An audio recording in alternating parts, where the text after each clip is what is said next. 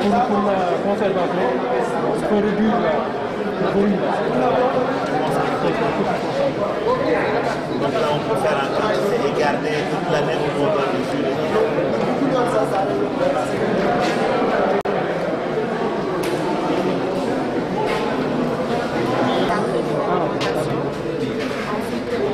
Je mets en marche la machine, je laisse tourner quelques secondes, à la fin de laquelle on verse la quantité de sang pour pouvoir faire la pour faire plusieurs charges avant de pouvoir récupérer les noyaux là-bas.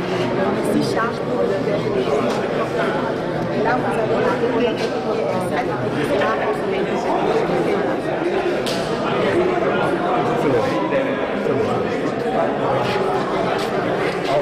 Vous mettez là.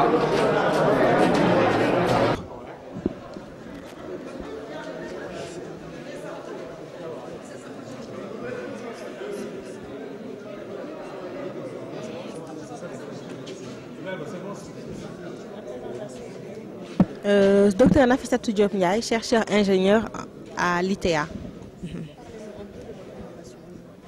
Alors aujourd'hui, nous vous avons présenté une machine qui permet de traiter le DITA à l'échelle industrielle. Donc vous avez toutes les opérations qui vont se faire en même temps, à savoir le décortiquage, l'extraction de la pulpe, le tamisage et le raffinage. Alors nous travaillons sur cette machine depuis 2010. Le brevet d'invention a été déposé en 2011 et c'est que maintenant qu'on arrive à produire un prototype testé et validé. Ah si, toutes les régions sont concernées. Vous avez la majorité des unités de transformation de fruits et légumes qui sont dans la région de Dakar. Vous en avez en zone sud, en Casamance par exemple. Et maintenant, avec le développement des infrastructures, donc l'acheminement des fruits vers les zones de consommation ne pose plus trop de problèmes. Pour le moment, c'est le prototype qui est là. Vous en avez créé combien de machines pour le moment?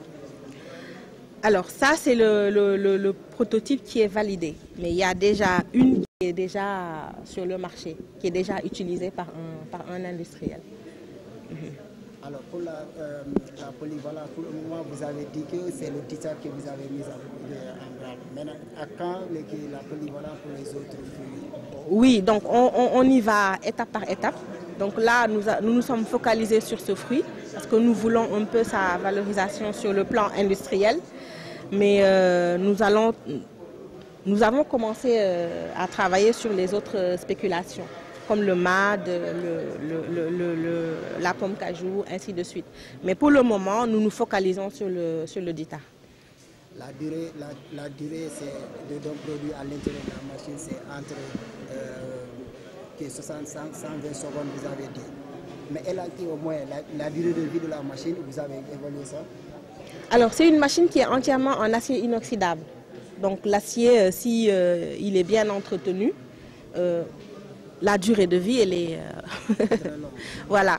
Maintenant, ce qu'il faudra changer, c'est peut-être les pièces de rechange seulement. Mais c'est une machine en inox dont la maintenance n'est pas très compliquée. Donc M. Seck peut apporter des précisions sur ça.